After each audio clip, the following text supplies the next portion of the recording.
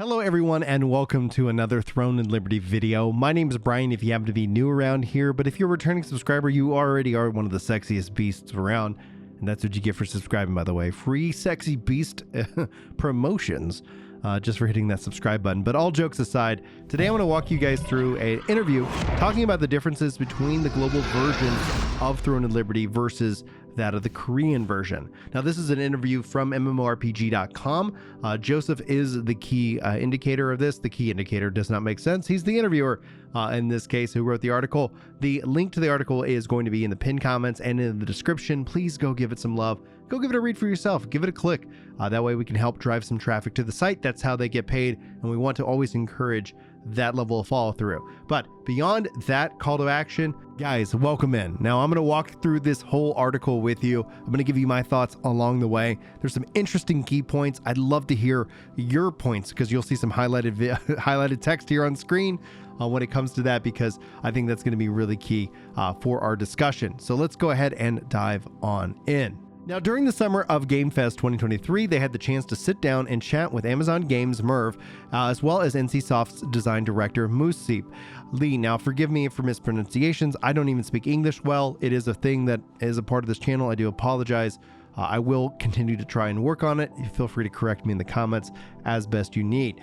While our conversation didn't nearly cover everything they wanted them to ask, they were able to touch on a few key aspects on how the companies are approaching the various versions of the MMO, namely the differences between the Korean and global iterations of Throne and Liberty. Now, Throne and Liberty has been in development for over 6 years, and in going through various different iterations, as originally it started off as a direct sequel to MMO's the Lineage series, and now it is shaping out today. Now, while NCSoft has experienced publishing MMOs here in the West, most notably with the work with ArenaNet on Guild Wars, it has turned into its upcoming MMO powerhouse, Amazon Games, to publish Throne and Liberty here in the West and for the rest of the world. Now, it's important to note, Throne and Liberty, this is just me here. This is in the article if you're just using this as some listening. Thanks for listening. But what it is Amazon is also going to be publishing Throne and Liberty in Japan, and that has me hopeful that we'll hear official news about an SEA region coming online, but I'll keep you guys in the loop about that. There have been many reasons why they look for this amount of time for preparation. The producer said in the interview, as he talks through an interpreter, one of the primary reasons is because they wanted to make an ample amount of content before hitting the market. They describe the situation as often occurs with live service games, especially MMOs, where players get through the content and then they just leave the game, sometimes never coming back. There are also situations where there just isn't enough content coming out to keep players happy. Now, as a result of these issues, Throne and Liberty's team wanted to take time to ensure that there was an ample amount of content in the MMO to keep players invested right after launch. Now, to do that, in my opinion, it's not just launching with the content, but it's about the patch that happens next and the patch that happens after that, and so on and so forth. If you look at Blue Protocol, almost as a template, they have an update hitting every month, along with a dev update every month. I think this is going to be a real key indicator on how you keep that retention high. Because even if you take a break, knowing that there's a cadence, knowing that when you come back, there's going to be all kinds of new things for you to do. It's going to be very, very important. In fact, if you guys like Blue Protocol, check out Blue Protocol Central. It's my Blue Protocol channel, and we're going to be covering the Japanese version launch here tomorrow. It's actually launching officially tonight in a couple of hours. So note, it's going to be a fun, freaking good time. Anyway, that plug aside, let's continue on. Now, as we prepared content through enough content and diverse content, then we want that to hit the market and the developer feels like it's almost ready.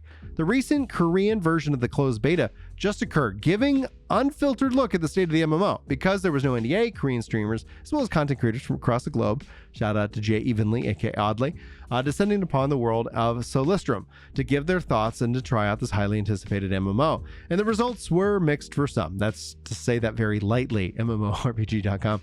As well as the upset of the inclusion of mechanics such as autoplay, auto combat, and even the ability to keep your character leveling when you weren't even online anymore each day. Now, others seem to take issue with the combat, a crucial part of any MMO to get right, as the game and the way that it handles its auto attack felt a bit out of compared to the single tab targeting MMOs, while some felt the progression just didn't feel good. So while many MMOs, when they are localized, they see features from region either removed or downplayed, and it also tends to see very different versions of the same game. Now, like if you take games like Black Desert Online, for example, they don't have the content parity that with its Western version, as with the Korean version. So releasing it, seeing the content months in advance, a part of the localization is for sure, but it does take time to localize a game in myriad of languages versus the developer's native tongue.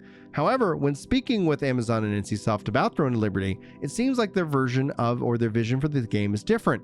Instead of approaching Throne of Liberty as one unified, instead they want to approach Throne of Liberty as one unified global version. And obviously I think Korean players will be separate from the rest of us, but that is what it is. So one thing is that they really want to be important is their collaboration in approaching the global version of Throne of Liberty. The franchise lead Throne of Liberty dev Merv says that when asked about the differences between the Korean and the global versions, they continued. So you know how with Korean MMOs, it's often that it is released in the origin region for maybe 2 years or more, and then we publish it in the West. And in the West, maybe the Western changes occur in the game, and then we've been trying to minimize that as much as possible. So we've been working with NCSoft to create a global version of Throne of Liberty rather than a soloed versions for each different region. So we've been in lockstep working towards the global version. Now that means coming out of the Korean CB team, players provide feedback, and we're iterating against that. The North Korean team is addressing that player feedback directly. This means that according to Kaiwi, that the Amazon games bringing the upcoming technical test to their consumers is also going to have that incorporate that feedback to the developers gathered from the most recent tests from all sources. This could be a good thing in terms of it, because when we think about it, ideally, I'm kind of like pausing here for a second. Like when we think about it, if they actually take our feedback as value-driven feedback, that's really good. One of the things I felt sometimes, not all of the cases, but it feels like the origin nation gets the bulk of the feedback, and then anything else really doesn't kind of like jive. Now, who knows how that's going to play out in the long run? Who knows with the parity that they're working on with Throne of Liberty, what that ultimately entails? Does that mean longer, gaps in updates for everybody? Or do they end up having a pretty tight schedule and a very unified team working together hand in hand? Honestly, time will tell. Anyway, they concurred and with Kiwi and with stating that NCSoft was looking at the global and Korean versions. They were not looking at these two versions as separate, but rather looking at it as a unified version of Throne of Liberty. They also highlighted two major pieces of feedback the team was working on from the first closed beta test that will influence changes to the MMO for all regions: combat and progression. While these answers didn't go far enough explaining whether the Western release of AGS would still include autoplay, features that turn off so many consumers here in the West, hopefully the global unified version of the game doesn't mean Western players will be saddled with features that just don't jive with player wants or needs. Combat is one key area that players provide a wealth of feedback, and while our test only gave us the tutorial area to play with, it did leave us with something to be desired. However, the idea of being able to combine different weapons, each one in hand, is a sort of build your own class way that is very intriguing. That is definitely what a lot of people say. They're very excited about how that plays out. Now, effectively, each weapon has its own style and skills, from the tanky sword and the shield to the DPS heavy daggers. You can equip a weapon with each hand and it will influence the skills you have available. Later on in the MMO, you can actually equip two different types of weapons, one in each hand, and it will ultimately allow you to customize the combat style to your liking. This means that you can see a dagger and staff wielding melee wizards or a tome and crossbow wielding warrior. These combinations allow for some interesting gameplay opportunities, something that Moonstep adds depth to the combat beyond the traditional class model. Now, obviously, we all know these are MMOs, these are games that are played, and people tend to kind of optimize the fun out of them, but ultimately we'll have to wait and see how balance plays out in the long run. It's a game, it's a constant game, you'll never catch it. You'll never catch the balance, but it is how it is. All right, weapons are considered a class assist through the interpreter, so you can swap your weapon in real time and you can swap your weapons all the time. So there's also a feature inside a TL where your weapon set and your skills for that weapon. So they describe the feature where you can swap between equipped weapons and use their skills on a unified bar, something that they chimed in about as well during the create a bar with a global cooldown for your skills. Regardless of the weapons, you can have skills from each weapon on the same skill bar and use them as normal, swapping between weapons seamlessly as you use them. Let's say you're using a dagger and a crossbow and you have two weapons that obviously you have. On the dagger's hotkey bar, you can equip a crossbow skill. And then when you activate the crossbow skill, you automatically switch to your crossbow using the global cooldown. And you can do that and vice versa. So the skills from the weapon and the two you have equipped are interchangeable. In my concern over the meta stagnation, once players find the best weapon combination for the different archetype, maybe they have proven not to be somehow that they need to worry about this either. Now, if their vision for this is of improving and adding new weapons to the game to shake things up as time comes to pass. Now, constantly they're encouraging users to find the fun and the skill combinations of the various weapons, and this will be one of the ultimate sources of fun inside the game.